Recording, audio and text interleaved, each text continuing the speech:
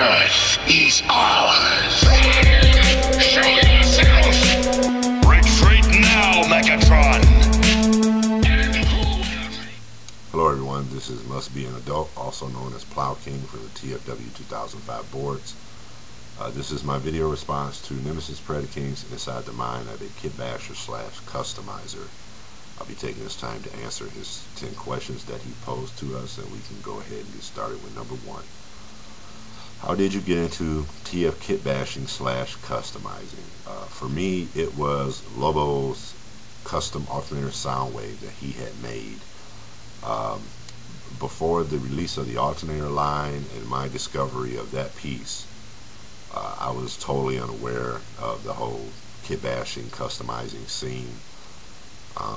I found out about alternators and I was doing a little research, and I came across that piece by Lobo, and you know, one thing just led to another. You know, I'm a car guy. I love cars anyway. In the past, I had dibbled and dabbled in model car building and whatnot, and one thing just led to another, and it brings us to where we are today. How long have you been kitbashing? For me, it's been about 4 years, maybe 4.5. Like I said, it pretty much coincides with the release of the alternator line, because that's what really got me going, was into the kitbashing scene, was the alternator line. What is the one tool or item you cannot work without? For me, it would have to be my razor knife. Long before I had a Dremel, I used my razor knife for everything. Shaping pieces, cutting pieces, pretty much anything you think you could do with a razor knife to customize a transformer, I did it.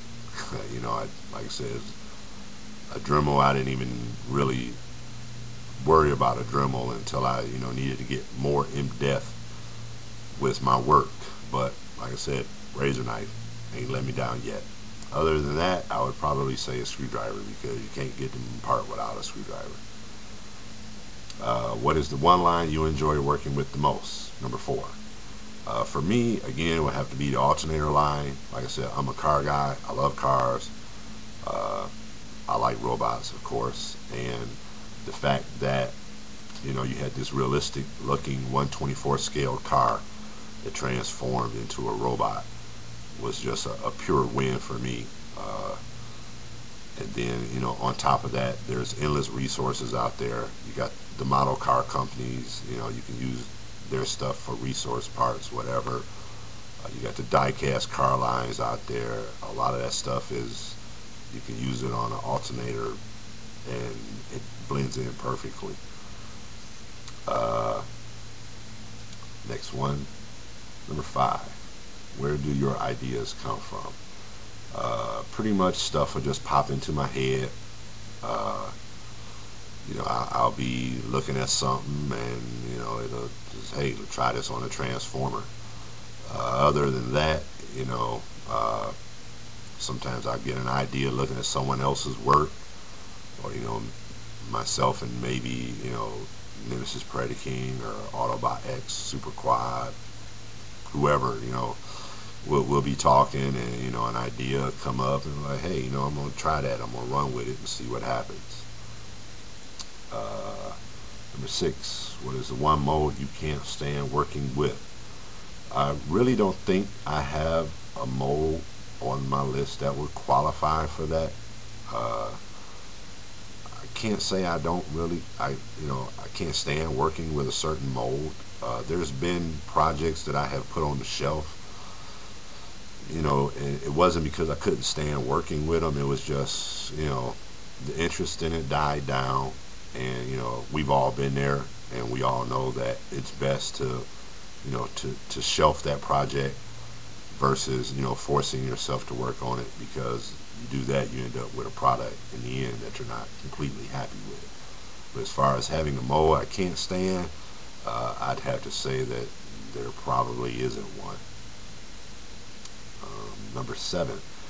In your opinion, what is your favorite or best kitbash? For me, it would have to be my alternators, Plow King version 2. The timeline between version 1 and version 2 is about 2 years.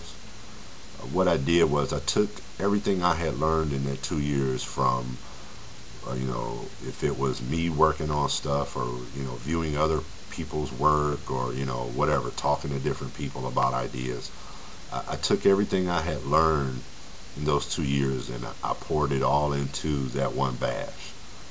Plow King, he's my signature character, and I just wanted him to be better than what the first one was. A couple of things on the first one I wasn't really happy with.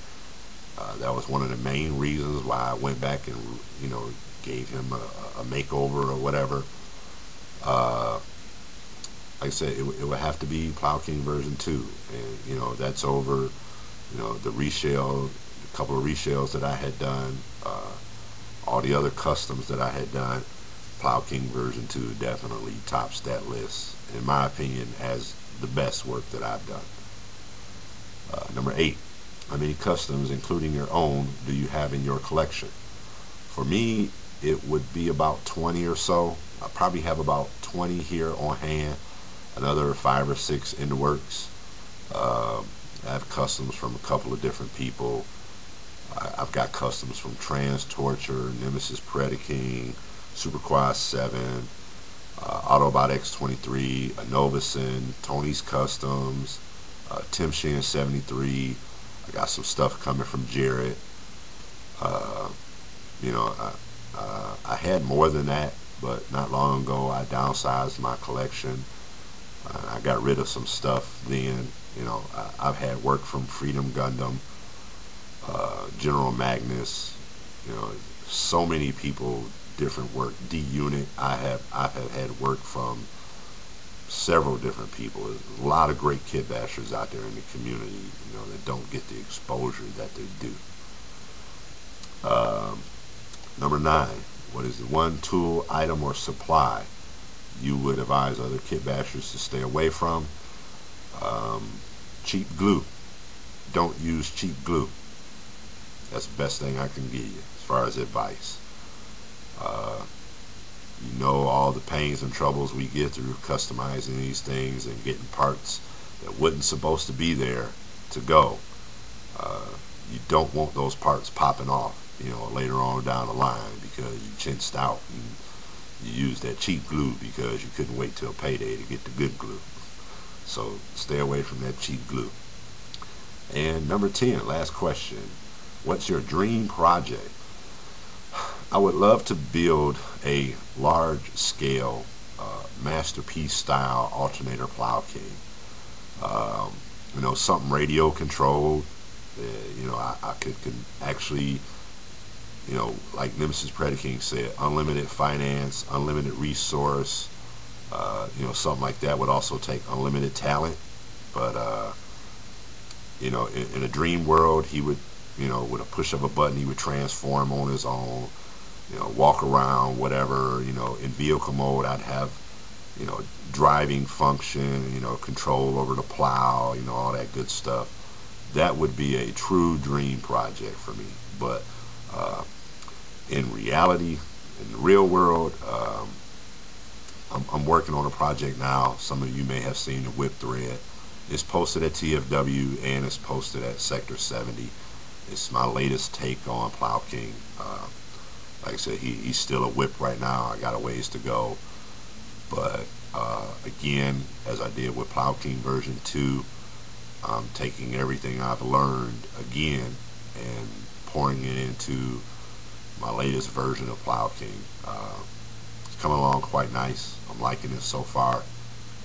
And that's pretty much it. It's all 10 questions. It's an excellent topic, Nemesis Predaking. I appreciate you posting it, and I look forward to seeing what other people have to post along with it. I like reading and seeing what people have to say about these questions. Nice topic, man. Catch you later. Bye.